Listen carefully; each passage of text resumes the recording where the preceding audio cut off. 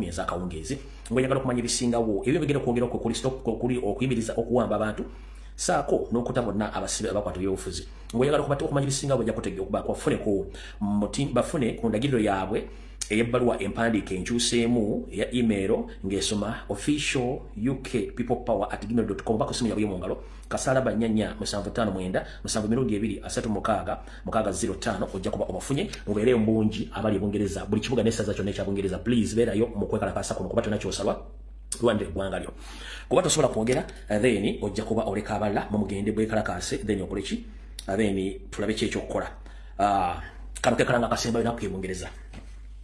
Alright.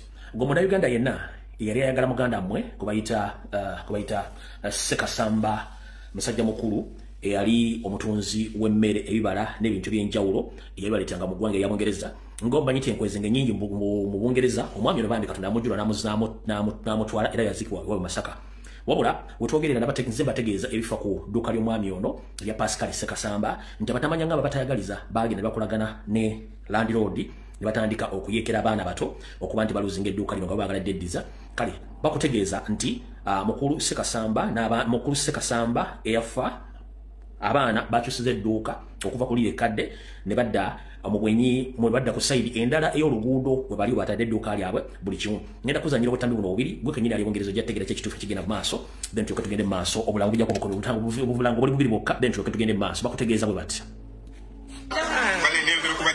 no ajatiraziya tukoleddeyo ekijjulo wano nga tugulawo edduuka wano ewa Mugalu ajatiraziya tukwebazizza nnyo webale eddala edduuka emmere yabwerere batufumidde omuceere bwabwerere edduuka tuliguddewo bannange abatuze mwenna nengera okubaddukiza buli ajja okugula emmere omuceere gwabwerere emmere yabwerere esigadde eri Abdallah Lukanika amawulire togasasulira ajatiraziya olina kyobadde obagamba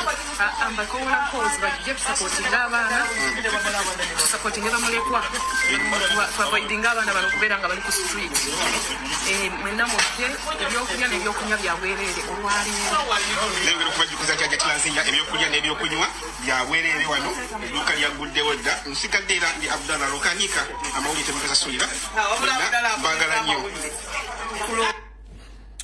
akokubiri kekano then tugeko tusimbula video twongera okubajjukiza nti awo twavuddewo awo bwe mulaba awo twavuddewo tetukyakolerawo business yenna adiringa n'abantu abali omwo you do it at your own risk twasenguse tuli wano jasala busazi kubo otambula mpolampola tuli wano this is Pascal's new shop tukolera wano wano we wa Mugalu we twaze azungira saidi zeri ngusimanyi ngenzebwa awo abali mubayayi bafere nejo baje bawe tumanyiyo ati twavuddewo bagambye tambuza video yetu kuchikwata nebo kitakwata ke mutukeko ajachiulira nenga twetwaze bwano this is Pascal's new location this is Pascal's shop tugenda kolera mono sawa n'ekipande tujachiwanika yo ekipande mumanyenti bwe wano nenga tuli wano we are here tuli tukwata engozungira mu bayayi you will see. All right. Obulango tuba tumaliriza mwenna abali bagala Pascal Sekasamba ne family ye omanyi tugaba bagana nti zivamu mukulu zandala ate gwe ng'omuntu amanyi nti tamanyi mpewo ye magombe bweringa omuntu alesa abaana ku nsi wattu ekiba kisinga tuluma kwe kuleka abaana ku nsi nga tebalina muntu abakwata ku mukono gwe n'amanyi era nga wali oferiddwako muzadde nga tokyalina muntu wakuyamba n'abaana bano bambi mugende mubayambi mubabeererewo kubanga muzadde yafa ni yali abalekedde mulimu gw'omutwe ate nobeera abantu bagezawo gutawaanya kati mugende mubalagera avo bajja kusituka bamategere nti taata abantu byakolera ebirungi bamusiima musobola okugenda mubeerawo so obulango buwedde katugenda ku firimu video yaleero sigenda kubawa akalowoozo wadde ekigula kitugenda buterevu ku video yatuleese nabagambye ero ngenda kukola information then first phase ya information second phase egenda kubeera ya post bank n'ebitavu ebirala so phase esooka ngenda kusobola kuyisawo information second phase then ngende ku post bank. Alright, tutandikiddewo kansoke mala kuyisawo information by the way sinagenda wala nnyo ndabona obuntu buli bubiri bukulu nnyo okusookera ddala njagala kuyozaayoza ekibiina kya National Platform ne president wa Blanche Sentamu saako ne vice president waffe ow'ebbendobendo ly'amaseriketa ga Uganda omukyala Jole Jacqueline Katumushaba saako abayizi bonna abambalala University of Science and Technology saako ne bakomredi mwenna abete mu kalukano mwe bali nnyo omulimu gwe mwakoze obudde data okuba nti mwagenza okweta mu kalukano ku makaluka mwana mulenzi aliho lake asobola okuba nti avudde ng'omuwanguzi kati yakulya ssetendekero wa Mbala University of Science and Technology. So congratulations my brother, congratulations Mr. President, and congratulations the Vice Presidents and all comrades in the western side of the party, but mostly Mbala University students and other NUP supporters in the western side of the country. Let us keep on fighting, because Museveni thought that he's known in those areas, but right now the power of people is taking its shape. Skados abadde mutegedde ensonga eyo. Madam Jory Jacqueline Katumushaba, Vice President Northern western side of the country, President bakomredi mwenna n'abalonzi n'abastudent b'Mbala University mu bali ddala comrade okuba kati yakulira University y'Embala eya Science and Technology mu bali ddala okuba nti mukoze omulimu ogwo temujjango okumwenda bakomrade.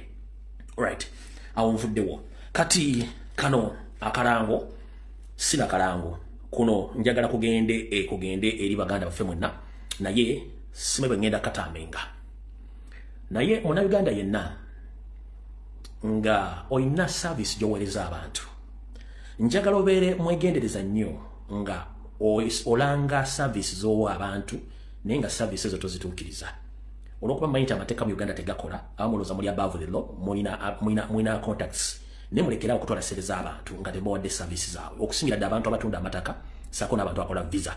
Tetwandiyagadde nnyo kwogera ku bantu no si embeera yaffe naye waliwo ekintu kisukka kati njagala ka video kali mukansale mukampere muganda ali bayita Dax Cartel wonna wooli oli comrade munafu liwankyukakyuka naye mukyala wo agenda kukuleetera ebizibu yeetaba mu business ezokuga nti atambuza abantu bafuna visa naye tatuukiriza mirimu gye. Kati lwali tuvuddeyo kumwogera ku lw'ensonga nti tetujja kukkiriza ate kubba comrade waffe ayagala enkyukakyuka ate mukyala we agezeeko omubba okutwala ensimbi ze. Kati nkulu Dax Cartel nga nenda bugisi mufungize nkusaba otegeeze mukyala wo Momo 19 akwate sente za comrade munaffe Masaba Faustin ze yamuwa $1,700,000 no sente zigwamu amudize sente ze kubanga tiyalendalinga services za visa ze yamusuubiza sente nga nazirya nga tazimudiza mukyala Momo 19 nga nenda bugisi mufungize bw'oba osobodde okubba omuntu ali somewhat popularly known nga activist ate nga ali related mu belief ya bbaawo ndi munankyukakyuka kitegeeza batamanyikiddwako wadde abantu abawera 1,000 mu Uganda obakoze otya. Omukyalo ono ye Momo 19 mukyala wa Dax Cartel omuyimbi munankyukakyuka naye oli mukyala we mukyala gwe ngenda kukusaba nga nenda bugisi mufungize saagala nnyo kola violence olwali lunaku Lwakutaano nkuwadde mpaka Lwakusatu ng'okuttesereza omwami ono zimuwadde otherwise bw'otazimuwa ngenda kuteekako drone zange nyinza n'okuleeta abalala abewabba abatamanyikiddwako ku muwendo n'ebintu ebirala n'okuba ku mmeeza wano. So ffe kyetwagala kwata millioni za comrade waffe musanvu ozimuwe nga nina buli kisi mufungize nga tetunagenda into details omanyi kyensobola okukola na buli kimu okimanyi kyensobola okukola. So baawo is none of your business naye abantu bamutuukiridde abeeko kyayogera manyi abasajja mulina engeri gyemufugamu abakazi mulina gyemufugamu abasajja ne mbateeka mu mijiya nga tasobola kuvaayo kwogera. Siri type y'abasajja abo abafugibwa abakazi no. Although I respect women nenjala kugamba kwata sente za Masaba Faustin nga nabo gisimu fungize tomanyi baana ngeri bayise mu struggle bawambiddwa bakubiddwa emiggo nga yagala kulabirira family ye abere bulungi nkuwadde mpaka Lwakusatu ngoziza sereza Masaba Faustin $7,000,000 bugwambo zigaana ngenda kukolako surveillance ojinza n'okudduka mu Uganda nchidda Momo 19 komyawo sereza Masaba Faustin nga nabo gisimu fungize olwali Lwakutaano olina Olwomukaaga Sunday Monday Lwakusatu. Enamba yange eri public emanyikiddwa sikeeka namba buli ekijja kyonna nkiddamu anga si munyampu kuba sikolagana ba NRM. Omuntu yenna ali willing okumpa more information about this lady nga nange sinakola further investigation please jangu mu inbox yange ku namba yange emanyikiddwa twagala sereza Masaba Faustin nga nabo $7,000,000 zigwamu nkuwadde mpaka Lwakusatu bwe luyitako ngenda kukolera programu nga nkunoonyerezaako ojja kitegeera ne ku mulimu oyinza ogufira gy'okolesaazi ekyo nkigambe refund Masaba Faustin money which was meant for the visa which you didn't give to him. Please return his money. Fail to do so, I'm going to deal with you. Tukoya ababi sitera kuingira mu ntalo za visa ne sosobola kunga musirikale munnange omubyeko sente ze nga ate baawo ngeno business temukwata kolenga ne baawo ekifaananyi kyogenda kyolona ate nga komuledi munnaffe ekyo kyamu. Momo 19 komyawo sereza Masaba Faustin. Fail to do so ngenda kuteekako ojja kuwulira awo nawo nvuddewo ekyo nakyo nkivuddewo kati kuba njala kuyita mu bwangu ngalina bugisimu fungizi tukoli biddako information ejala jijja akayivu yange then tugende kubiddako muna nsonyi okubanga ntutemukko obudde obutawa information kati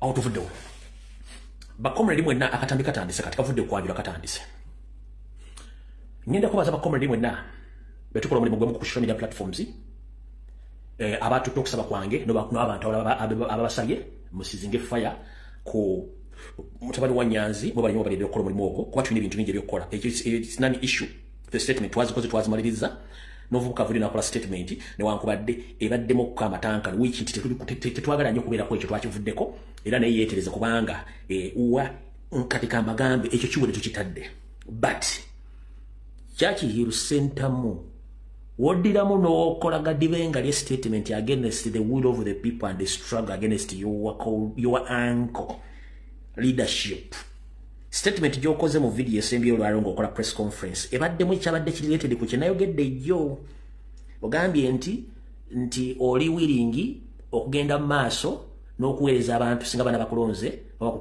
bakuwaliriza okujja okulondebwa ku office endala yonna already oyina office y'obwa Deputy President etwala omwaka mulamba tujja kuba tumaze okulonda kati office jogezaako okwongerawo jjukira jjo ku lwokuna nabagambye nti omwana baali bamutaddemu kodi naye ekyo si ekikulu wabula ndi wano okutegeeza mukulu Churchill ne taatawo slight bogus statement against national platform and our president Robert Kyagulanyi Ssentamu mujja kubulira lwaki embwa teseka tesinika mannyo etega matege ompulira bulungi nnyo gwe Churchill maamawo soko uli taatawa n'omulala gw'omanyi nze kuba tumanyi njabba teekamu abantu aba gwe nyoko kitaawo gw'oyita kitaawo ne kitaawo abantu aba njabba teekamu layini nze sita kibe nga sina kikene nyandusu Churchill kano ka video bakakuwe woddamu n'okola bogus statement against the will of people n'okola bogus statement will of the people nkugambye nja kulumba ne nja kukwatira mu categories abantu bana nyoko soko udi kitaawo ne kitaawo naawe nkubuulira ekyagana mbo kuseka ngetega amanyo ojja kitegeera yesongola kinadaga abantu bakoleke tebata kibinga batapana kikene nyandusu ebyange mbyogera kate nga Moses Abulesiyani awutuvuddewo kati bakomredi mwenna njala bategeeza Honorable Nalukola kansule kono ka video nokasanga ngenda kusaba Honorable Nalukola don't you waste your time mbogenda mu koti simeba kuwabidde bikino that is bogus if mulabe ku social media kifulumye nti Nalukola na mukyalo na muwabidde amuwala wa Nyenye nti amuwabidde ezo twakuwa diversion bagala tuteka mulaini ya diversion zida bada bagenda kulitinga buli diversion yonesoboka omukyalo yasoka nawaaba ayina amalala jayo musango kati atembwa zemo okuwaaba ng'awaaba ku grounds endala ne baani abamuli present nzo muwaabira okuwabira Nalukola we bagambira tino diversion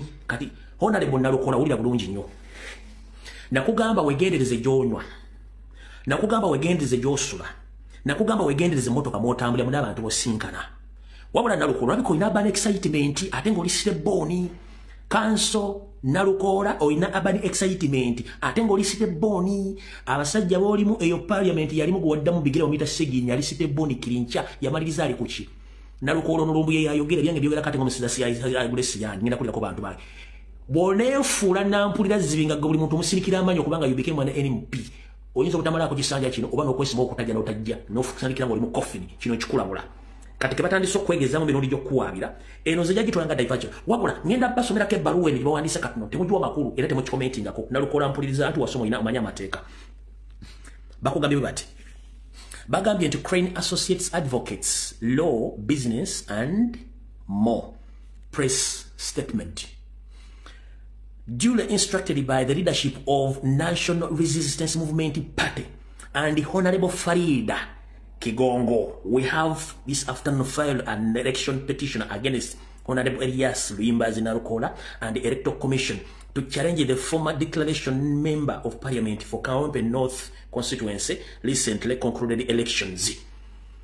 Phasing yebigambo n'abawaabye owuliddemu National Labourers Movement n'owuliramu Honorable Farida Nakazibwe Farida Nambi Kigongo kati kasanze kubulire teri muntu ayitibwa Honorable nga tolondeddwa era nga tolayidde ng'oli mu Parliament no mwe company eno Crane Advocates and Associates musirwalire kubanna mu ne kubanyina mu maye sero bihoga and educate bihogo muri basajja basiru nnyo bogamba nti you are duly instructed by leadership of a National Basic Movement Party and Farida Chigongo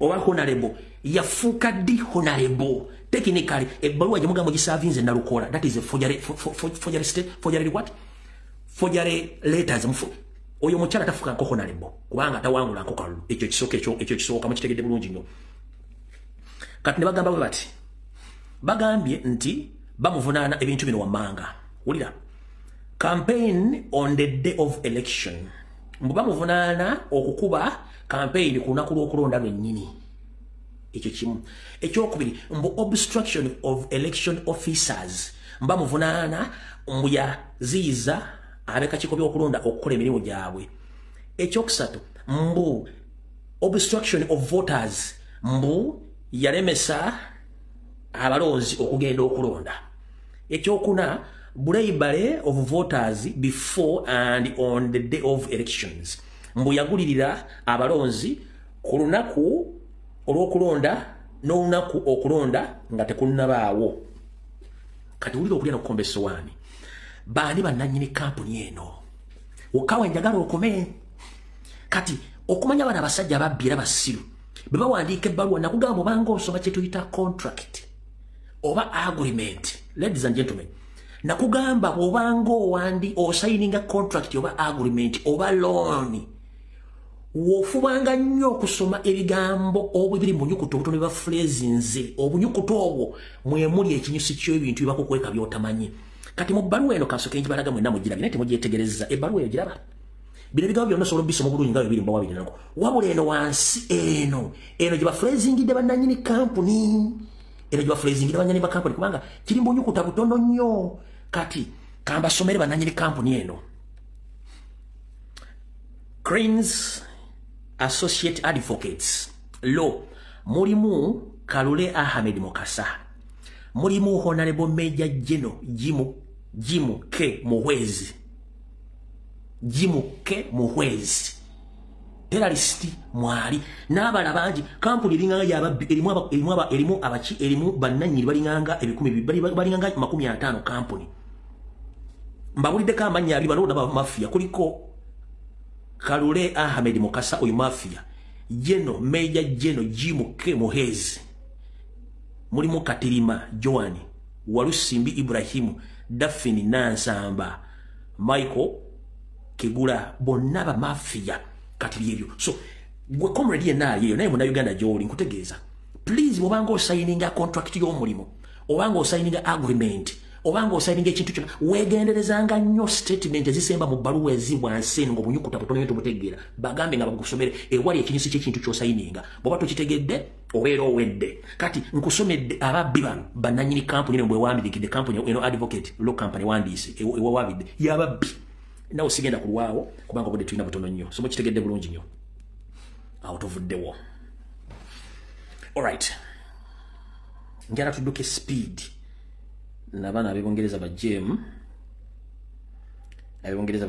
then tuleke tugende ku speed eyayiriiri kati nina nebyokwogera bingi bannayuganda mwenna abadde bangoberera najja ne mbagamba ku Natasha Broadcasting Service nemba wa security alert ku app yawe bagita AfriMobile nemba gamba temuji downloading ya Natasha Broadcasting Service nemba gamba app eyo apo bagikolanga esipanga ku buli munna Uganda okumanya biki byali interested ayogera ki akomentinga ki basobola kwaloketinga woli era yansonga laki bakwata n'abaana abalina smartphone nga banchuka temanya laki bakwata mutya kasita otekamu app ya Natasha Broadcasting Service Kini Kalisa akolagane iso ne CMY ne SFC okutwanga buli muntu yenna akozesa app eno bamanya kyo commentinga kyo sharinga kyo yogera ani go wagira na buli kimu ne bakutwanga ne bakwata kakano ka video nenda bagamba dda nga sina kuna proof yenga ayogera bigambo bino uno lera yogedde And we've created a channel on AfroMobile. We'll be able to post all those good things you are doing and showcase them to the whole world. So we have Rotary TV now in Uganda. You just need to, if we are far, use your phone, record, send it to us, we'll post it. If you can access us, we'll come and cover for free. Thank you. Mukitegedde. Kati begiteeke mu ssimu yo bajje bakufuna ojja tegeera. Omanyi mwebuzabuzanga bafuka banaaba ng'ate ebintu mu bitegeera ne mmala ne mutegeera oluvannyuma kati. Banyabo ne basibo mujje baliko. Kansuwe nti muli bulungi. Nze ababuuzaako wano naddibanga ku mutimbagano wano ako kafumu eggulama nze ntumbudde.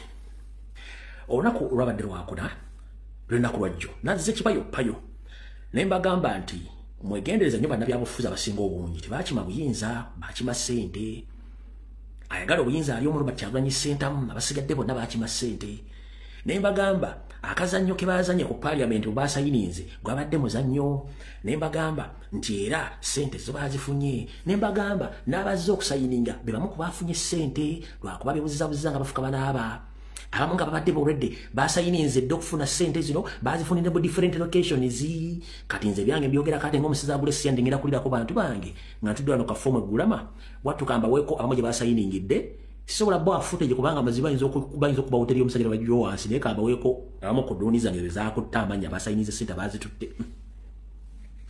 Alright. Olukalala sulina kubanga nze nabijjemu saagala no sense wabula abantu bano basayininze ssente. Omukyala Joyce Bagabe Manga, mukyala wa Mpugo banamba na musanvu, Joyce Bagabe Manga yasayininze ssente, yasayiningidde ku Fairway Hotel. Amanyi Fairway Hotel mugimanyi okkolaawo, Joyce Bagabe Manga gye yasayiningidde ssente. Omwami Hilda Mani Mazongoto naye yasayiningidde ku Fairway Hotel. Naruyima yasayiningidde ku Fairway Hotel. Sozi naye yasayiningidde Fairway Hotel n'abala. Ogenda okukebera ku lukangagga lw'abasayininze nga y'omu ku basayininze ku lukangagga tebannafuna ssente. Ompulira bulungi ekintu ekyo. Owulira bulungi nnyo ekintu ekyo. Mbaddemu. Kuliko Joyce Bagabe Manga, mukyala wa Mpugo bana musanvu yamanyi. Kuliko Dr. Hilda Mani Mazongoto, Naruyima ne Sozi.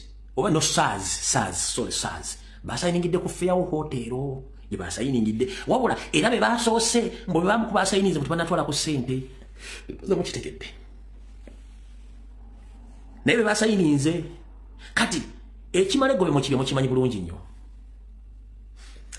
lubadde tuli busa nga Thomas Taibo mubbi w'amasannyalaze yasooka okwekazanga omusazi w'ebyayi bukkobo temulina bujulizi temusobola muno n'amanyaga bahonorebo honorebo Joel Ssenyonyi n'akwata akatambi n'akateeka bajjidde mu zihijaabu abalasimi basindika bantu bakazi baabwe abasindika bantu baabwe abasindika ba PS okukima ssente katambi ne kagenda tebakoogeddeko nti footage teyabadde mutuufu tebakoogeddeko mu footage teyabadde mutuufu baasirise ompya bulungi kati abaazifunidde wanita amonge ewaka bwe bati kati buli omu yabadde atandise okusala ekigambo nti nze bwenzifuna nzikozesaamu kino biki kumbe ssente baazifunidde mazima kati tubadde tuli busa wenjagala musooke mutegeere era wadde tewasoma njagala nkulaga ebintu bino wammanga byebiwa buli lwolabanga ebbaluwa ku mutimbagano kwata ebbaluwa z'abantu bano babiri njagala muzeetegerezenga kwata ebbaluwa ya Ssaabasajja Kabaka gy'awandiika oluzi yawandiika ng'akyewandiikira okwata ebbaluwa za Ssalonga Mulengejja z'awandiika ku lwa Ssaabasajja Kabaka ebigambo byawukana n'ensayininga eyawukana kati ebigambo bya Yoseri byabadde awandiika ebbanga lyonna ng'awandiika n'ebbaluwa gy'awandiisa olwaleero ebbaluwa ya Lucia Yoseri Tibahabulwa ya Drinking General yawandiisa ebbaluwa eno so si Yoseri Tibahabulwa lwaki mwabasomwa Olungereza waliwo kye muyita grammar waliwo kye bayita phasing okufeezinga obenge gy'owandiikamu ebbaluwa ngo ogatta ebigambo kati engatta y'ebigambo bya Yoseri tugimanye n'oluzungu lwa Yoseri tulumanyi n'ebintu byateeka mu bbaluwa ng'agifeezinga tubimanyi n'ebigambo bya Drinking General tubimanyi bulungi nnyo mukitegedde bulungi nnyo kati ziza omutungo gwo mabega odde mu bbaluwa za Yoseri Tibahabulwa nywambe z'awandiika ozikompeyalinga oba ozigeraageranya n'ebbaluwa efulumya olwaleero ng'eyogera ku ssente ebigambo bya Yoseri byadde nga wandiika ebbanga lyonna tebikwatagana na bbaluwa eno gye bafulumizza olwaleero ng'eyogera ku baka bafunye ssente bibiri byanjawulo nnyo ngikusomera ogiwulire naawe olyoka osooka otegere bulungi nnyo bagamba tetwasoma naye twayiga ne tuyitawo n'okuyitawo kati kankuwulize bulungi nnyo owulire bulungi nnyo ebbaluwa ngenda kubalako ngenda kusomako omuko gumu gwokka gwegwo ekisookera ddala agambye bw'ati Ugandans especially the bazzukulu ndubana Uganda okusingira ddala bazzukulu yo weri twakugamba dda tetuli bazzukulu bo ffe tetuli babihogo sero bihogo we think beyond your family ffe tetuli bawanvuyirivu ng'emmuli nedda tuli bakitema twebaleesa lwaki tulina amagezi gye mukoma okuwanvuwa ng'emmuli gye mukoma okuleka amagezi wansi. Do you copy that? So we are not your bazzukulu. Informed you previously, we are not your bazzukulu. By the way, we don't belong to Pussy and we are not murderers. Do you copy that? Tugenze maso. Greetings. Kopango. Yoga. Murio. Ani yakozesa akantu murio. Teyali didiginga ali eusoga ngabataddeyo inebanyarwanda. Nkugambye otuniranga nnyo phrasing y'ebigambo ne gurama lomanyani awandiise ebbaluwa eno. Wulira bulungi nnyo. Wulira bulungi nnyo. Ugandans especially the bazzukulu. Awo muganda wange Emerson Maliganja agamba mu Lujamayika wali sijja byogera. Greetings n'agamba Kopango. Yoga. Murio motia. Morareje Murio kurungi nebirala byawandiise agezezaako okulaga nti ayagala communicating mu nnimi ez'enjawulo eziraga bannayuganda ab'enjawulo. Olya bulungi nnyo kati n'ateekako nti ebiddira n'amawanga gaddira kyetuyita etc etc n'akomaawo n'agenda mu maaso. Nagamba, last night on UBC, I saw a cluster of opposition MP led by one Kivumbi expanding a lot of energy on the supposed shillings 100 million per person given to MP through a classified funds etc. Akugambi. Nti olunaku ekiro ekyakeesa olunaku ye lweyazuuka ng'amaze okunywa entabaaza bakadde. Nga asisa amaaso gamulinga balubu za tulera ngali ku mukutu ogwa Uganda Broadcasting Service oba sibula Uganda Broadcasting Service bikoze bitya. Yalaba abamu oba cluster nti yalaba ekiwagu mbu kyaba oludda bavuga bamapayi oludda oluvuganye nga bakulebera mu wanga Kivumbi nga bagezaako nnyo okuteeka amaanyi okulabisa bambi ba parliament abafuna obukadde 10 buli omu ezaawa okuva mu nsente ezaasibwanga ezitaliko mbalirira mu settesi z'eggwanga. Olya bulungi nnyo tugende maaso. In this campaign, those opposition MPs are supported by the anti-Uganda newspapers known as Monitor. Munteekateeka eno ey'okulabisa aboludda oluvuganya naddala ba MP bayambirwako olupapula oluwakanya gavumenti ya Yoseeri olumanyikiddwa nga Daily Monitor. Kati njagala owulire wano wetugenda wali waggulu nkulaze nti Didigi yawandiise kati wulira wano otegerere ddala nti Walagi yawandiise yennyini. Wano wetulaga Walagi yawandiise kubanga Yoseeri tibahabulwa Nyandwe bino bintu tasobola biwandiika wadde mmenyi w'amateeka tasobola kuwandiika bino bintu.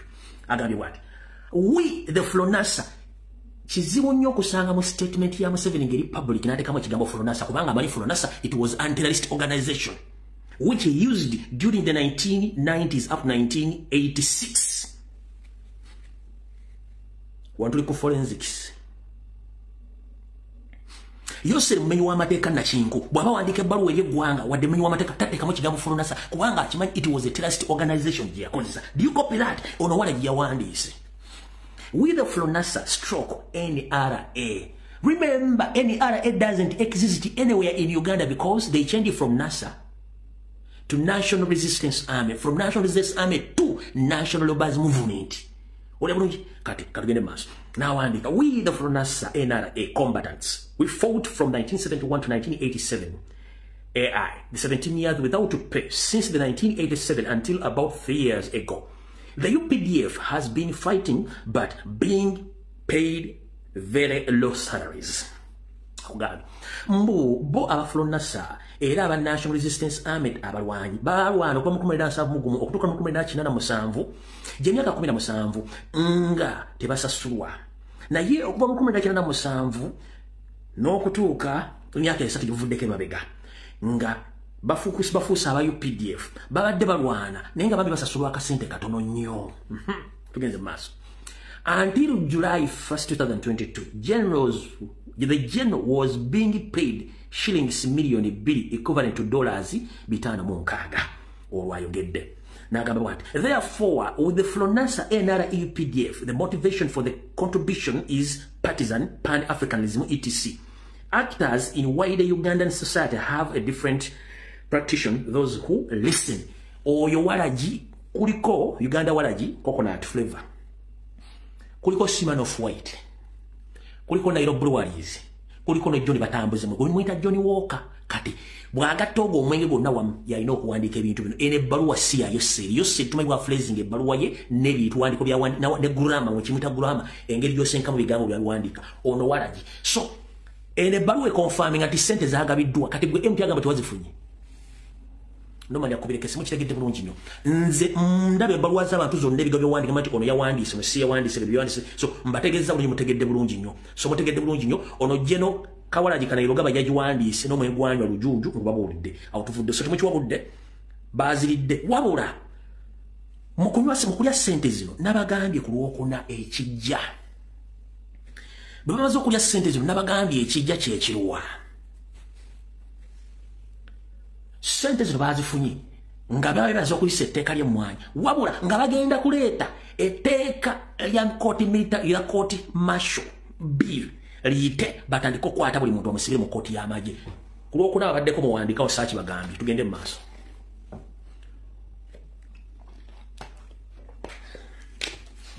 Ku Lwokuna babaddeko nabagambye nti sente zigenda kukola mulimu ki.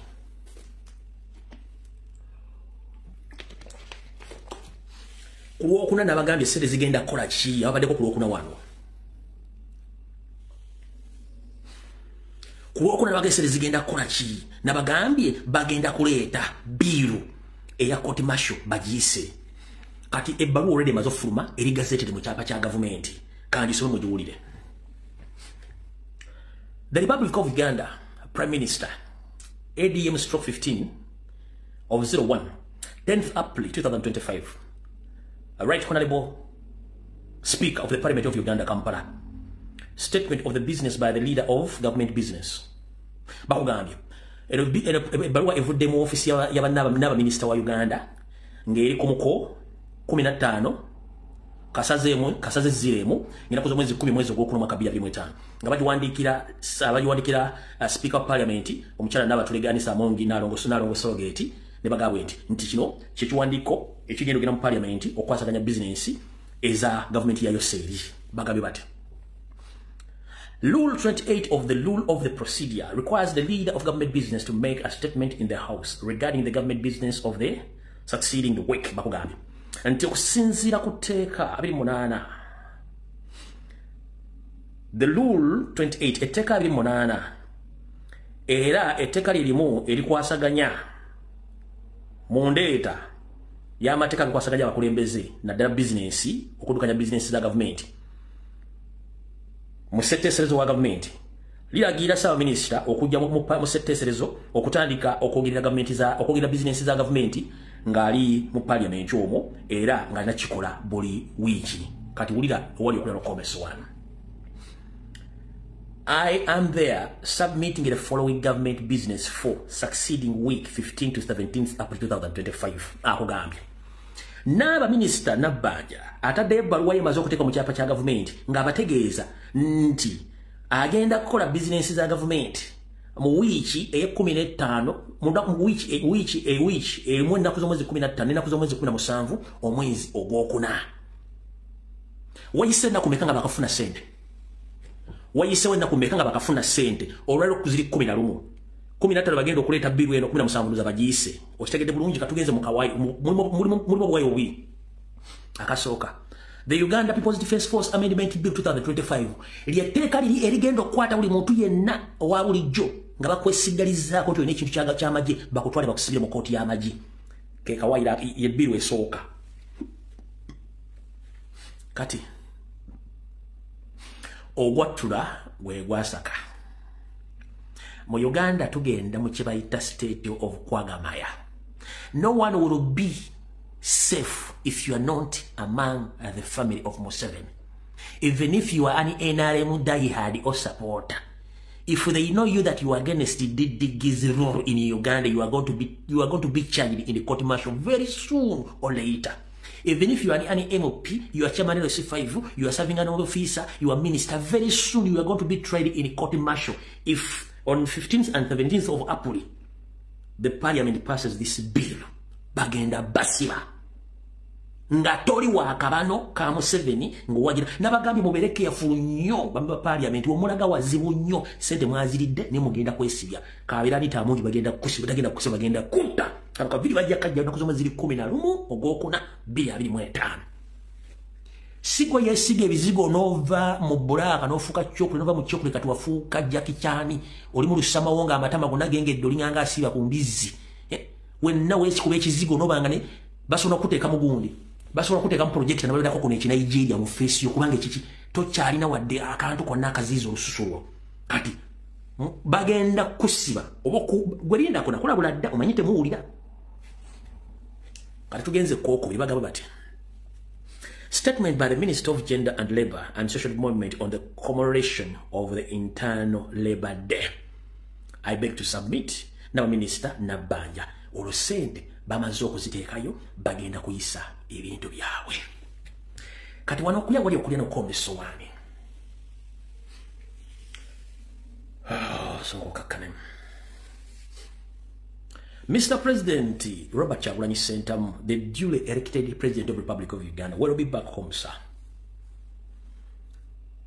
Plus, the leader of opposition, Mr. Joel Ssenyonyi and SG. This is my humble request, according to what is coming. Mr. President and your entire leadership, I beg you kindly, please, to instruct all the MPs who belong to national platform, they should not participate or attend any sitting on 15th and 17th of April 2025, which sitting are with the aim of passing the military court martial to stay in the presence so that it can prosecute civilians in army courts. So, Mr. President, Joel Ssenyonyi, the loop, please instruct all our national platform MPs they should not attend. Let it be on record that our MPs didn't attend the session, which is going to torture Ugandans in court martial.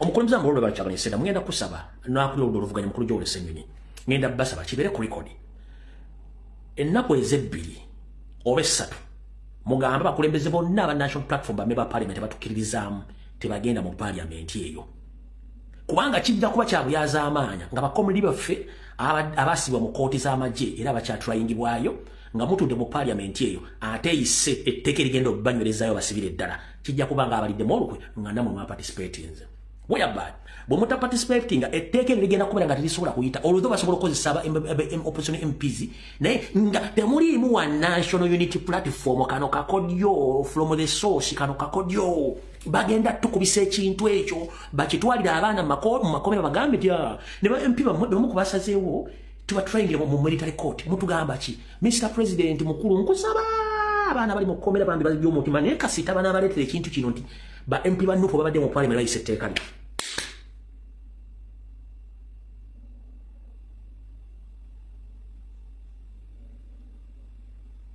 bagenda kwata empapula z'abagenda otula mu parliament bagambe nti mukiraba babano Ssenyonyi yabaddeyo Mwanga Kivumbi yabaddeyo ani yali yabaddeyo nga basayiniza bulungi nnyo abakkiriza abatrainire mu kooti masho mugenda bagamba ki abaana bagenda kusayini bagenda kuda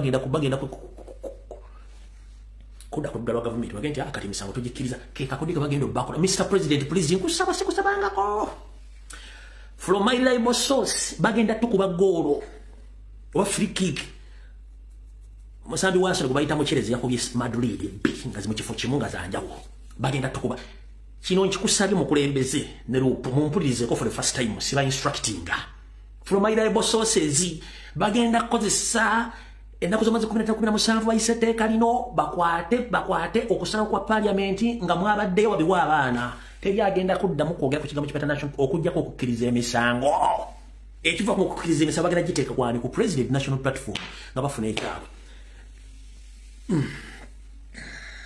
okujjako nga bulo teri agenda baga information zengi bagambye akala kakano abatujju bagambye okuli didigi nti in case mugamba mugenda teekawo resistance okulemesa debate eyo biru ez'okujja bagenda bakola bagenda kudamba reading parliament babakube babamenye babakube n'empiso live nga bajja kukamera n'amasanyaza bazibakube mu parliament kibakola luli bagenda kibakola didigi yalagidde information temune mugenda jijja ebintu bibiri byembagambye singa mwekizigane musigalayo ne muga mugenda kwekyanga bagenda kujjako amasanyaza bakube nga bakuba n'empiso z'obutwa ekinada kumujja kitegeera bwetu mbikola byembimaze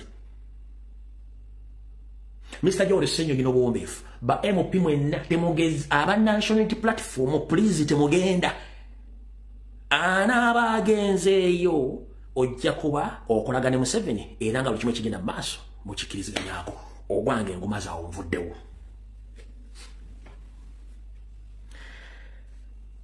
tugenze ku nsonga endala wayise emyezi 7 bweddu bukyanga bagamba nti Hamis Kigundu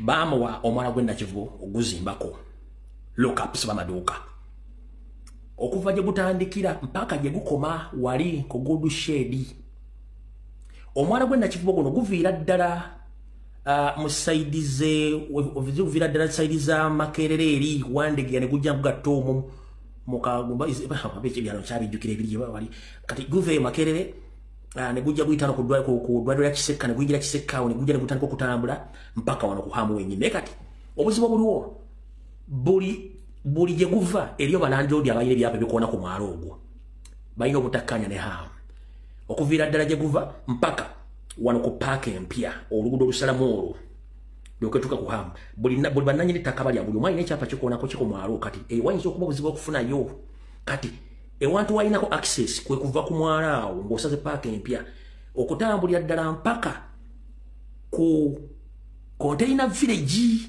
ku katale ka Owino wekakomaawo awo wayinawo access katale ka Owino kakomaawo katimba wa Priambo emyezi 7 babegana bagamba nti omwami ono bamuwadda akole lockups oba amaduuka ku mukukuki ku mwalo ogwo ne mbagamba nti buli kimu nja kibaleta details ne mbagana akatale ka Owino akuba kyabisirikiriddemu oluvannyuma lw'emyezi 7 gamaze okulinnya mu Dwell bukedde mbuyolo yategedde mbo Hamu asabye atwale omwala gw'ennakivubo azimbeko lockups eno si kusaba babadde bakiteeka mu public ekimanyi naye nga nakyogera dde emyezi 7 nakyogera dde emyezi 7 era kibateekeddeyo ku mukutu ne mbagamba bano bo bakategeera ekintu kino so nga ate ekintu nakyogera dda kati kambawo nno information mutye okusinzira ku bufere obuli mu Uganda n'obubbi nina omukyala gwe nali ngenda okuwa platform ku Lwokusatu luwedde naye mukyalo ndooza yeerabira olw'ebizo bitenkanika avunana Hamu omubbako ettaka lye liri ku Ntebera odi okwo bwana abafunye obudde nga nkubidde njamuwa platform naye kati obudde bugenze kati banyabo ne basibu mwenda bannayuganda muwulize bulungi nnyo oluvannyuma lw'okumanya ebyafaayo by'ettaka lya Nakivubo oba kituyita Nakivubo War Memorial Stadium ettaka eryo lya Bwakabaka bwa Buganda eryaweebwayo okuzimbako ekisaawe ky'abasajja abalwanyi abagenda okulwana entalo z'Isimatalo ne bakomawo Obwakabaka bwa Buganda ne bawa ettaka eryo okuzimbako ekisaawe okuzannyira emizannyo then gavumenti wa wakati ng'eryeddiza mu kulyeddiza ettaka eryo lyali ku liizi eyaziriniwinga simutegeera wala kati bulya bulungi nnyo yo seriti bahabulwa basobola okufuna ekifaananyi kino musonyo katono mala okukeberera basobola okufuna mukuba nyangu ekifaananyi kino osobola kifuna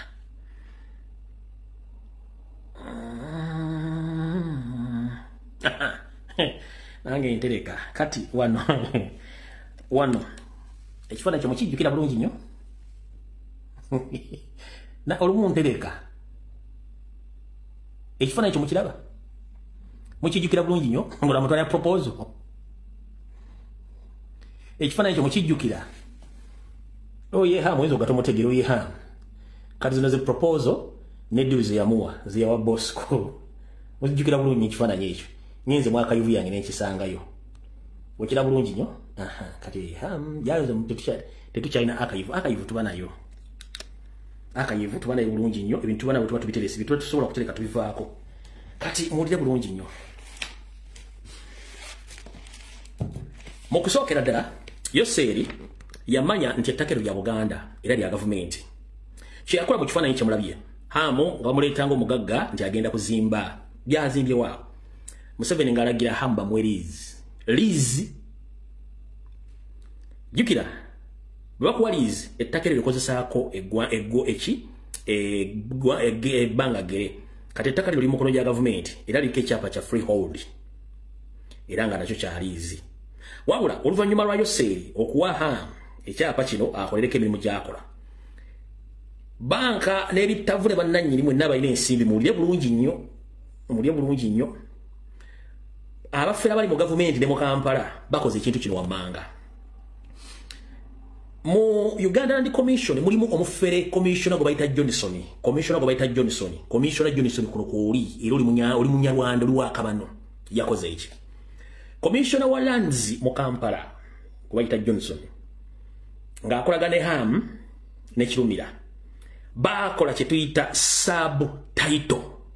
sub-fake titles ne bazituuza ku freehold ne baziwa Hamu ne baziwa ne Kirumira nga batwala ebyapa bino ogenda okufunako ensimbi okuva mu banka n'okola ku bantu abala bonna naye nga already ebyapa subtitles nezibakwa zonna ziri fake ye commissioner wa ssente ze kati banka ng'oli kitavu banka owa abasajja bano ssente okuli Kirumira ne Hamu nga bakuwadde ebyapa biri mu mannya gaabwe naye nga bya Nakivubo Memorial Stadium Muganda wangu oyina bifu eyo banka muyina bifu babafera mugende mukwata Kirumira ne Hamu basibenga obudde bukyali temugenda kufuna ssente zammwe n'ettaka lye bawairako ebyapa fu buli kyonna ekiri mu Uganda kifuwe fufulu.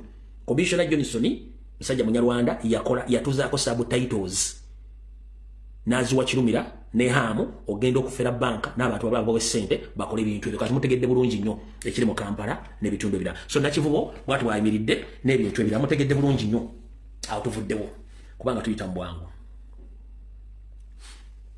Tugenzeko mambuka. Oluvannyuma lw'okuba omulango obutakungula eri bannayuganda bali mambuka nga Salimu Salaba afuukidde ekyambika olw'okuba nti ayagala twala amataka gaabwe n'okubafuula bannayuganda ababundabunda. Wetwogerera essaawa zino buno obubaka bwenfunye okuva mambuka kambasomere mu Luzungu mbalageko ne ka video then mutegere bulungi nnyo. The people in Apa Trading Center in Amuru District nti abantu abawangalya mu Apa Trading Center mu Amuru District mu Acholi sub-region Northern Uganda are up in arms with bows, arrows and spears to defend themselves. Oluvannyuma batuusaako effujjo ey'okubagoba n'okubagoba ku mataka gaabwe n'okubatta. Wattu beekozemu omulimu bakutta amajambiya bakutte embazzi bafunye n'obusaale okugezaako okwekuuma eri abaseddekezi ab'amagye abakolagana ne Museveni ne Mukulu Salimu Sale okutwala amataka gaabwe. They accused their MP, Honorable Akol Anthony, who punched Honorable Zaki Licent, convening with the Banyarwanda and Museveni to grab their land. Bakugaiwe bati. Nti okusingira ddala olukongolo balutaddemu ono omwami gwe bayita Honorable Akol Anthony eyakuba Zaki ekikonde eva omwange nga ono akolagana n'Abanyarwanda ba Museveni okuli Museveni Salimu Sale okubba ettaka lyabwe era bakolagana ne UPDF okutwala amataka g'abantu ku kifuba n'okubatta mu ngeri eyo ekyonoonero. Tugenda mu maaso. They also accuse UPDF of failing in their mandate of ensuring the safety and the security of the civilians are being attacked in their houses, being burnt as UPDF watch from the sidelines. As of now, 2 days ago, at least 12 civilians were kidnapped by UPDF at night and badly beaten, later thrown in a German prison. Bakugambye nti abasajja abo abatamanya ngamba balumba abantu bannansi abatalina wadde omwasizi n'abalumba ne babba emiggo egiboosa omuliro ennyumba zaabwe ne bazikumako omuliro nga amagye ga UPDF gatunudde butunuzi gali ku sayidi wali. Wetwogerera ennaku bbiri gye zivuddeko emabega abantu 12 ababulijjo baawambibwa amagye ga UPDF ekiro ne bakubibwa bubi nnyo nga taasulewo taakeese oluvannyuma ne batwalibwa ne basuulibwa mu mbuzi ekogga mu bitundu bya Jumani makomeraako. Bannayuganda bano olutegedde nti tebakyalina muntu asobola bayamba nga ate ettaka lye balibba basazeewo okwekumamu obutaaka bakole obingi bugenda okubayamba okulwana entalo zaabwe. Kino kye mbagamba bulijjo buli omu ayigawulira.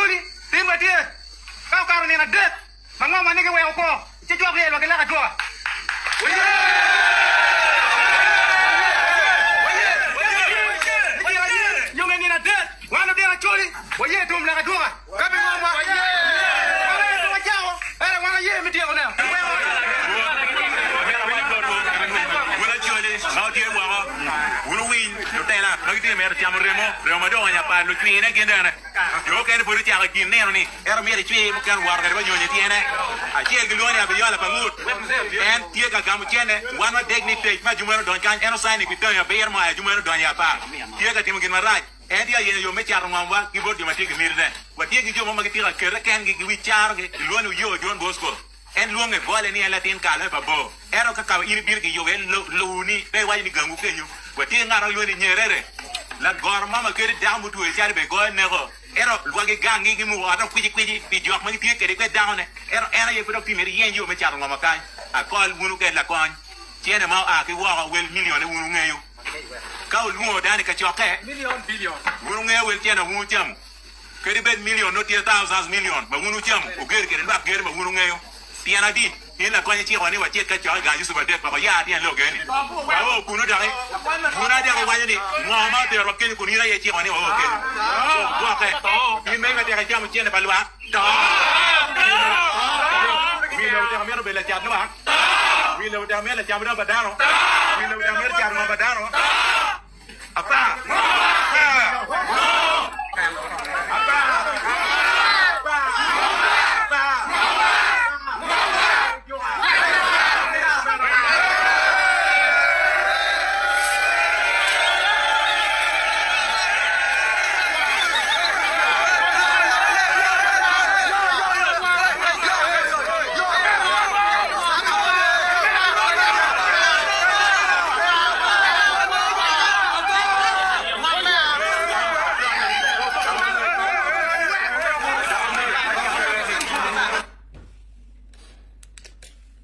ebigambo byowulidde sisobola bikuvuunira wabula osobola okubirako nnyo kuba kitawule babikuvuunulira naye nga kyenkutegeezaako ekimu ebigambo byo bifuule bizize mu luganda olulwo nti bagezaako okwerwanako okwejjako abafukudde ekizibu okubbako ettaka n'okubatta okubivuuna sobola bikuvuunira osobola okubirako jjajjaawo bataatawo n'akuvuunulira nekyoba otegeera batandiseewo eggaali zigenda okulwana okwedifendinga okitegedde bulungi comrade ali eyo so nze simanyi lulugwala simanyi lukyoli wabula nkunnyonnyodde nti kitwale bali bakulyetinze eggaali genda okudifendinga amataka gaabwe n'okwerwanako byobaoteeka mu mutwe so tojja kumbuuza mbivuunule bwoyala obivuuna obitegeera obulungi kubirako nnyo kuba neyiba amanya oweeyo ajja kutegeeza nze omulimu gwe gwakutegeeza bantu mwe mu Uganda n'ebitundu ebirala bagamba okwerwanako mubeera mu kibuga tonkutula kibuga tonkutula mu kifo ky'okwerwanako kusevinga ebintu byammwe n'okuba abasajja kunywa walagi kulya mbizi kudda mu bikiku muli mu kasasiro mwereere kudda mu betingi ono yakyayo oli akwanyani nze byobufuzi tebinkwatako simanyi ti nze mujja kiro zaako mpolampola ompulidde bulungi nnyo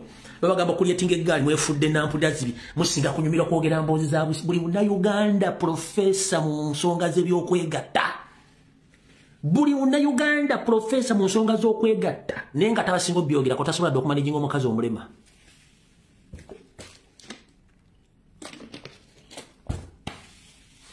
buli munnayuganda w'omusanga profesa mu nsonga za laavu n'ez'okwegatta mubuuze kubikwata ku kutandika bizinensi mubuuze kubikwata ku ggwanga lye ebyemisolo oba kiki ekiri mu Uganda waki ebintu birinnye betasobola naye mugambe laavu oba mubuuze ebyokwegatta ojja mulaba nga ali siriyasi nga kafu naye mubuuze ebisiga naye bateeka ebintu bamanye ebintu byokwegatta bamanyi byawooma akaawa owalayisi bagunywera luddawa gye basobola okukeeseza looja eza layisi ewali abakazi ab'obwereere simanyi abaaki babisobola bulungi naye mugambe ku nsonga ezikwatagana ku ggwanga byenkulaakulana ajja gamba ffe twabivaako nammwe tetwagala stress nomugamba ate kireeta stress ye bad governance ti tibinkwatako okitegeera baagala ebyo Mugabe ku bintu bizimbe gwanga jaga afe tukwatako nego Mugabe ku nsonga z'okwegatta n'okunywa omwenge kibugatta okutulako babeera muri jobera nti ayinza okusengula munne mbwa mmwe kale outuvuddewo kale katugende dooza ku nsonga endala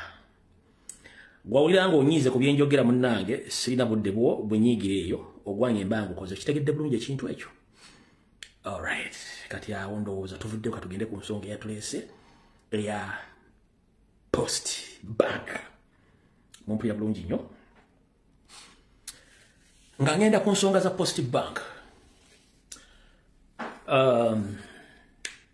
ngenda ku z'omwezi 16 omwezi guno gwennyini esigala ennaku 5 ffenna tugenda Masaka ennaku z'omwezi 16 ffenna tugenda Masaka kooti either abantu baffe bawozesa emisango oyo bate kubanga tewali musango bavunaana mumpulira bulungi nnyo ngenda ku z'omwezi 16 tugenda Masaka either kooti ewesa abantu baffe obe bate oba olina ki ng'oliwe Masaka ffenna tugenda ku kooti kola ki kwogera nsonga zino tuziguse baganda ffe balina okukola ki balina okubata by all means oba okutandika obawozesa tukooye okusibira baganda baffe mu bintu by'ekisiru ng'ate tebalina misango goba oli munamuli wagulako muganda ffe misango twagala olete bujulizi omuwabi wa gavumenti leeta obujulizi obuluma comrade Smart wa Bobby oluma General Gaddafi oluma Akireo Kivumbi oba tobolina mwenna mugenda tulaba kati ki Vietnam nkiddamu 16 tugenda Masaka kooti egenda tulaba ki Vietnam teri kubuuza teri kusaaga owe Masaka gale dduuka ffenna tugenda ku kooti temukuba muntu temukola ki twetaaga kooti ewozese baganda baffe oba balina obujulizi obulete bate babulina babate tugenda 16 ffenna Masaka katoko yakamanyiiro ompulidde bulungi nnyo kati awo tuvuddewo tugenze ku bintu bya Post Bank nga tugenda ku nsonga za Post Bank njala okujjukiza abasajja bafuga eggwanga si bannayuganda si bwe kiri nti ye era batya nnyo okuva mu buyinza obwo si bwe kiri nti ye ekibakozesa okuwamba n'okutta bakimanyi nti byekkubo lyokka balina okutiisiza mutiisa mu bannayuganda nti ye bakimanyi nti okubba tegakyali mawulire ne bw'oboogerako bo babbi tukimanyi nti kituufu ekyo nti ye tukimanyi nti bannabyabufuzi abasinga obungi bakima ssente so okujjako Museveni ekyo twakitegera tukimanyi nti ye tukimanyi nti bwe tusemberera akalu wabeerawo diversions wabeerawo ebirabo ebigabibwa bannaddiini abakulembeze ab'ennono abantu ba bulijjo n'enkuŋŋaaniza enjawulo okubuzaabuza abantu tukimanyi bulungi nnyo nti ye naye wali otuddekawo n'omanya nti Museveni Katonda gwe yatuwa ekizibu kya Uganda sina kizibu bulijjo nabagamba oba onoonya sitaani mu ggulu taliyo sitaani yo Museveni yazaala abaana okuli Natasha okuli Patience okuli Diana okuli ne Muhoozi Kanyarugaba n'abala nkumuliitu balina n'obuzzukulu bwa sitaani weebuli ate babuzaalira mu Uganda nga nabo obwana bwa buzzukulu bwa sitaani babuzaalira ebweru nabwo buzzukulu nakabiri babuzaalira Bulaaya ye sitaani okumanya sitaani nti n'ababa balya yagaana okulaga omuntu agenda omuddira mu bigere era agenda atteeka mutabani we Didiki ekitali kituufu era nga kigenda kubeera kizibu nnyo kati mpuliriza bulungi nnyo omwangala kuŋŋamba eyasomako ataasomako amanya by'obufuzi atabimanyi ndi wano okutegeeza okufuga eggwanga si muntu omu yalifuga eggwanga lifugibwa structures omukulembeze obeerawo nga supervisor era omukulembeze kyambalo nti bw'obuvaako n'omuntu omulala asobola okufuga eggwanga eryo tebakulya koyiniyo nti Museveni yafuga eggwanga Uganda no is just supervising olw'ensonga obukulembeze buviira ddala kwerosi wano mpaka waggulu ye asayininga on behalf of Ugandans mukitegedde bulungi nnyo kati njala kutegeeza olwaleero tosobola kunga mu miliyoni 9 n'emitwalo egigwamu temuli muntu asobola kufuga ggwanga mwali bulungi nnyo wabula gwe bakulaga nti tewali asobola bakulaga tewali asobola ekintu ekikyamu omusajja takyasobola kugenda n'omupabuliki bamala mufumbafumba okujja nga tasobola nakukola kintu kyonna gwe mugamba nti agenda kukwata obuyinza bwe mutabani w'ekikafuuwe ekyo tekijja kusoboka wuuno wano kanyongere mubalagalire omulabe leetuleka tugenda ku Post Bank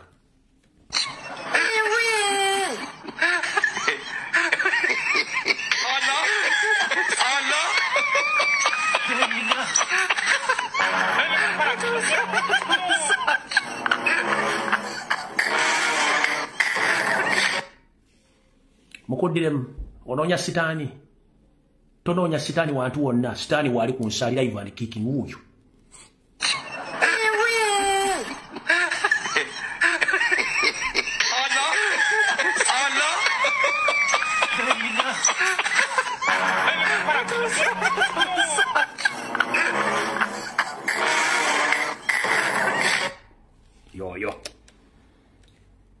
Kale rugende ku Post Bank mwe munamanya kimumpa.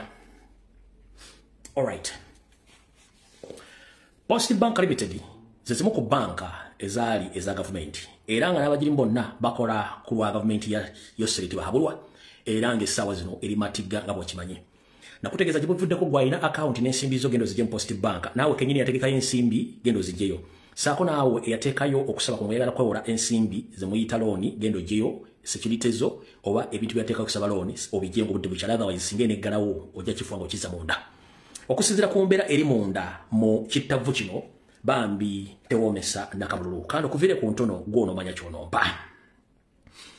Bwe twogera ku Post Bank mwenda mukimanyi nti ne business yali ekoleza okutambuza emigugu n'amabaluwa zaagwa. Bwe twogera ku Post Bank oba Post Office nti ne business yali nezitambuza abantu zaagwa. Kati wulira kandi okuvire ku ntono. Ngenda kubyogera mu Luzungu ngeza kukubiza mu Luganda bw'ono bitegeeza bulungi nnyo kitegere. Tugenze ku maaso. Bakugambye nti okusinziira ku nkola ey'ebitavu nga bino okutambula ekya Post Bank munange kifu kisiwufu kiringanga fesi ya Comrade Kapere era utogereranga embeera egenda esajjuka nga eva mu mikono gy'abantu ababulijjo. Wetwogerera nti bo bennyini abantu betuyita abawola n'abawolebwa embeera ebafuukidde yakagubiiru ng'ejjindu ly'enkoko erirekera okumera emabega okumera emabega ne likwata mu maaso. Tugenze mu maaso. The continuation and deterioration varied every day. All the 384 credit officers across the 59 branches are not lending because the bank deposit is low.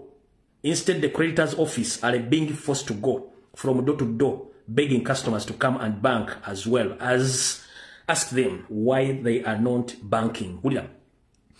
Okusinziira kubanoonyereza era abanoonyeza banka zino bakasitoma abajja okugulawo n'okuteekayo ensimbi bano nga bawera 384 nga bano bavira ddala mu matabi 59 amatabi 59 naddala abali mu kitongole ekiwozi ky'ensimbi mu kifo ky'okuba nti bakola ebyabasobako mwattu ate basindikibwa ogenda mu buwaze ogenda ku luggi okwetoola amatabi ago okunoonya abantu abagenda okugulawo akawunti n'okutereka ensimbi mu banka eyo kibasobozese okutetenkanya butya bwe bazaawo ssente ezitaliiwo mu kittavu n'okuddukanya banka eyo. Tugenze bulungi nnyo. Please advise Ugandans not to risk their hard earnings money and bank. Those who have fixed deposit should terminate with immediate effect. Bangambye bagambe nti gwe Munnayuganda ali eyo alina akawunti yo mu Post Bank bambi tokemebwa era bakusaba nga nena bugisimufungize toteekayo ensimbi zo zoyita mu bugubi okuzifuna n'okutuyana eziriyo genda ozijjonga na bugisimufungize naddala balina akawunti ez'ebittavu ng'ensimu zitagwa tezivaayo ku lw'ebbanga eddere musazeemu endagaano ezo ng'obudde bukyali obudde bujja tuuka nga byanswa bibiri ku akawunti yo. Tugenze mu maaso. Mu banka muno mulimu bakagubiiru abamu nga balinako Oluganda era nga beeronda okukulya ebitongole by'enjawulo. Lwali lukyali awo omukulu gwe nabategeezaako akulira banka eyo yaleeta muganda we bamuyita Luchamuzi Martin. Ono yali manager wa Kampala Road kandi bavire ku ntono. When Martin Luchamuzi was a manager at Kampala Road, 2 female graduate trainees were posted here and Luchamuzi made advanced on one of them, but she declined, saying she was already in a relationship one. Ng'ogyeko ebivuyo gy'okubuzaabuza ensimbi n'okuzibba. Ate ab'enganda abaleetebwa okubeera mu banka eyo. Omuli n'omukulu amanyiddwa nga Martin Luchamuzi ono nga yakulirako ku ttabi erya Kampala Road. Munnange mu nkola eyatonjogera mwange gy'obeera banka ya jjajjaawe. Alina omuze ogw'okuddira abaana b'obuwala ebijujjulu ebyakamala okusoma saako n'okubugumiriza mu ngeri ya banka bwetambuza n'okufulumya ensimbi n'okuziteeka ku bittavu nga abakkira atandika obbanyumiza oboozi wajjanga okwekule nga akozesa ekifo kye. Wabula abawala bano ababiri beyagezaako okutuukira abamu ku bo abatono aboogeddwako wano. Munnange namugamba munnange tulina already mikwano gyaffe betulirabo mu nkola ey'omukwano wandituleseemukko n'onoonya bemwenkanya obwongo n'emyaka. Kino kyamunyiza n'atugubalanga awuuta supu ku kyoto era tekyamuleka bulungi ekyamuwaliriza okutandika okulima empiri ku mabega ku baana bano. Tugenze mu maaso. One morning Luchamuzi called both of them and told them that Human Resource Department has terminated their service with the bank. Oluvanyuma lwa Lukyamuzi okuteekayo bugambo bwe okawufu nga Sabalavu ng'embuzi y'ekirevu abaana babola bamugamba naye kikafuwe kigwe mu bende tujja kukkiriza tuzanyirako ffe tetulisomenge pool. Olukyamuzi n'asala olugezigezi n'atuukirira akulira empandiika y'abakozi n'amugamba abaana bano baleka tabasobola kukola emirimu gino olw'ensonga ze yawa mu bulimba. Kino kyaviiramu akwasaganya okuwandiika abakozi mbu okusazaamu endagaano zaabwe ze baali balina mu kaseera ako mbu tebajja kusobola kukola na banka eyo. The girls asked him why or what they had done. He simply told, I don't know, just got an email from Human Resource Department. The girls cried, but nothing to help at that particular moment. They had to carry their bags, went out crying. Later that month, the Human Resource called the branch to inquire how the girls were performing. Since their pay were being prepared, the Human Resource was shocked to learn that the girl left. Those are some of the integrities and abuses of power Lukyamuzi and the other have been subjecting to staff members. Unfortunately, being an uncle to MOD, he continued to box and grow while staff suffers. Bakugambye nti oluvanyuma lw'omusajja ono okugamba bana bawala bano nti munnange okusinziira ku bbaluwa gye nfunye okuva ku akulira emirimu mu kampuni eno mukwatemu eyo mutambule baana bawala bano olw'okuba nti baagaana okuwa ekya Julayina baakwata ensawo zaabwe mu bugubi obw'ekitalo nga bakaaba amaziga era ne bafuluma. Wabula nga bw'omanyi nti buli muntu abaako engeri gyebuuza lwaki kino kiguddewo. Omukulu ono yatwala obuvunaanyizibwa okujja okukebera ki ekigenda mu maaso ekyaviirako abaana bano okugobebwa. Oluvannyuma agenda okisanga bamuwa amawulire nti abaana bano tebalina buzibu bwonna olw'okuba nti balina kye baagaana. Ku lunaku lwe balina okubasasula tebalalikako. Kigenda okuzulibwa nti mukulu ono yakozesa obuyinza olw'okuba nti muganda wa MOD y'ensonga lwaki abaana bano bakola ki baafulumizibwa n'ebirala n'ebirala bineeyongerayo. Tugenze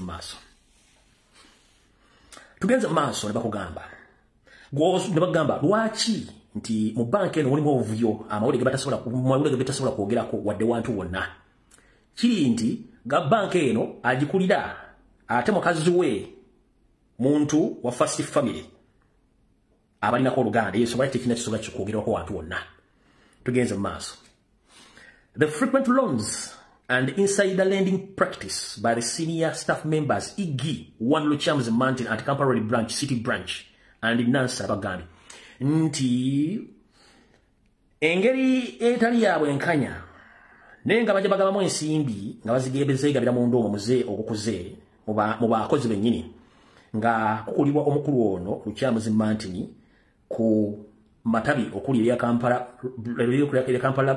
Road Branch saako ne Nansana. Bagenze mass. Deliberate the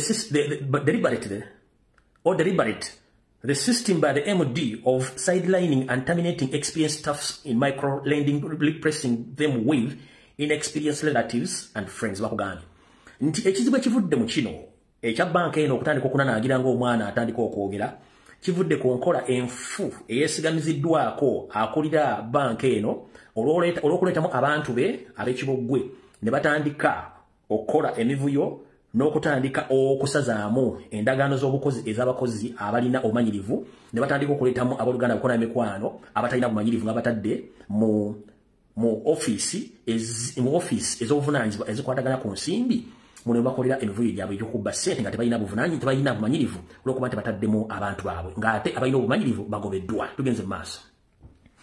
The previous MOD used attract, train, retain high quality Ugandans as staffs, but this one just was fearing they might expose his weakness, so he wanted his own cronies from corrupts. Bakugambye nti oluvannyuma luwa eryakulira ekittavu kino eyavaako okuvaako baleetawo omwami oyo gemba sonedde waggulu nga oli eyaliwo omukadde wattu yali atwala obuvunaanyizibwa ng'afuna abo abasaanye okukola era n'abasomesa n'okubasigaza nga balina obisaanyizo okwereza obulungi bannayuganda bennyini. Naye oluvannyuma lw'oli okuvaawo baleetamu ebiboggwe ne bitandika okukola emirimu egyo olw'okuba nti yatya nti olunaku lujja tuuka olumu abatali bantu be bamwabye kwe kuleeta mbanne bankanya obwongo okubba banka eno okugisuula ku ttaka nga bwe kyolekerako mu Orient Bank olw'ensonga nti ebintu bino bifaanagana ate biwa amagezi. Tugenze maaso. Out of 384 loan officers in the 59 branches, only 145 are already staffs. Wulira kulungi nnyo. Ekyokulabirako nti ku bakozi abagaba loan oba ensimbi ez'okwewola ebisatu kina nambana okuva mu matabi 59 abakozi 145 be bakadde bokka abasigadde bonna balondebwa mukulu Kakeeto ono alina oluganda kwoli gwe basomedde waggulu be bakola emivuyo egyo. Mutegedde bulungi nnyo. More than 70% of experienced loan managers and branch managers were unfairly terminated and replaced by inexperienced Kakeeto loyalists. Bakugambye ku bakozi abaali bakwasaganya empola y'ensimbi abawe ebisatu kina nambana mu matabi 59 ku bakozi bisatu kina nambana mu matabi 59 abakozi bokka balina obumanyirivu 145 be bakadde abasigalawo abasigaddewo bonna baagobebwa ate ye mukulu Kakeeto ne munno oli muganda we ne balonda abantu abatalina bumanyirivu. Kitegeeza abakozi ebitundu 7 ku buli 100 tebalina bumanyirivu mu nkola y'ekuddukanya emirimu gya banka. Bonna abalina obumanyirivu abaaliwo munnange bayisibwanga bubi era n'endagaano zaabwe z'emirimu ne zisazibwamu ne babasikiza abo abakolagadde b'engalinga embwa etundu omuzigo nti bwe gunaadiba nange bw'atyo nja gweriira ne baleeta abaabo babakkiririzaamu. Tugenze mu maaso. This also applies to other departments such as the recovery audit compliance operations etc. Bino tebikomye ku bano bokka bigenda mu maaso ne mu bitongole ebirala eby'omu banka ebyo gamba nga ekigezaako nnyo okuzuula n'okuzza ensimbi saako n'ekyo ekibalirizi ky'ebitabo bya banka n'okuddukanya emirimu gya banka n'ebirala. Tugenze mu maaso. Abano baba batabaganjula. Approval of big loans for customers without following their rights procedures, e.g. Kakeeto single-handedly approved the loans of millions to Tassan Englianis and Construction. Mulio bulungi nnyo.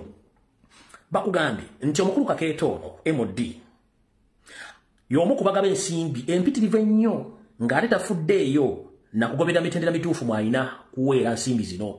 Ye ng'omuntu yakkiriza looni ey'akawombi ogiwa kampuni gye bayita Tassan Engineering and Construction ku akaunti namba eno mpanvu eringa obugulu bw'eggongolo simanyi oba naagisoma naye ng'eno yayisibwa mu ttabi lyayo ery'ewandegeya. Kangisome oba munaagikwata bulungi. Eri 1-6-3-2-0-3-6-08 ku ttabi ly'ewandegeya naye nga ssente zino teziise mu makubo matuufu tamaze zekkeneenya. Akaunti mugitegedde bulungi nnyo. This loan was approved without a board and has become a loss because it has a fake security which cannot be sold. Bakugambye nti mukulu Kakeeto ne banne baafulumya ensimbi zino ziwola kampuni gye basomedde n'akawunti ku branch gye basomedde nga ssente zino ab'olukiiko olufuzi olwa banka eno tebaatuula kusalawo butya okkiza looni eno okutambula kufuluma. Naye ng'ate kisinga okwewuunya nti looni eno yafuuka ssente musugu w'ekanyanya zaafu olw'ensonga nti n'omusingo obateekayo okufuna ssente ezo tegwenkanankana na ssente ze baawaayo era tegusobola kutundibwa ne guvaamu ssente ezo. Tugenze mu maaso. Vacant plot of land opposite Wandege UTL building and Rocco Hill in Mbarara. Kuno byembagambye bawaayokko. Ekyokuna, the length and the abandoned loans period leading to low interest collections. Post Bank loan profile in the city branch has loans of up to 280 months. Those kind of loans keep bank capital for long term. 5. The low interest being loans being extended to non-depositing customers such as MP, while depositing customers running business are given to high interest and strict terms, e.g. Any MOP who needs 1 billion can be given the loan in 3 days or 1 week loan. But a businessman with the security who needs the same amount of money will have the loan reduced to 600 million Ugandan shillings and given a short period of time and the approval process may take a month or 3 months. Lack of experience in dealing with salary customers such as UPDF, Kaketo chased away staffs who were experienced in dealing with UPDF customers, replacing them with people with no experience lending to poor customers' relationship. With UPDF as a result, most soldiers are advised to channel their salary through Wazalendo Circle. A UPDF business was taking about 35 to 40% of deposit business, but they lost it. 7. The toxic work environment for internal staffs. A survey was done by Kaketo himself as to ascertain among those staffs of work environment. Over 80% of the staff members said the work environment is extremely toxic. It should be noticed that a similar situation occurred in Equity Bank back in 2010. In 2014, when Kaketo was the human resource executive, it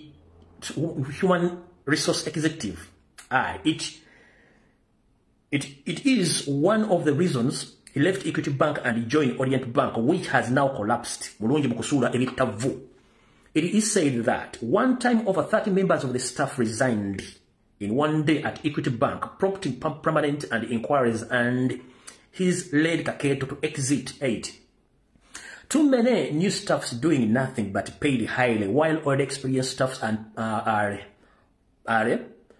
kept in low salaries. 9. Awarding big bonus to themselves while sidelining those employees who work hard to bring profits. For example, Post Bank failed to have a middle end of the year 2024 staff party, and a bonus for its staff who made the profit he was announcing on the platform. Yet Kaketo and his group have been earning bonuses every year. Kaketo gets 1% of the profit the bank makes every year, beside the monthly salary. His account number, kino chekitavu kye number ye eyekitavu kye eri 0 emu 00 oba 0 zirime kasoka enzibale emu 2 3 4 5 6 7. Ekitavu kye account number ye eri 0 1 0 mirundi 7 2045 e account number ye. No bagiteekako bonus payments since 2019. In October, shortly after joining, he gave himself a quick loan of 310 million Ugandan shillings and set it to Orient Bank to buy off his loan from there. In 2021, while other businesses were suffering loans COVID stress, Kaketo gave himself a 67 million bonus in 2021. He paid himself 83.4 million in 2023. He paid himself 99 million. In 2024, he paid himself 151 millions. And those bonuses are excluded salaries. Another allowance such as bogus travel allowance to go abroad for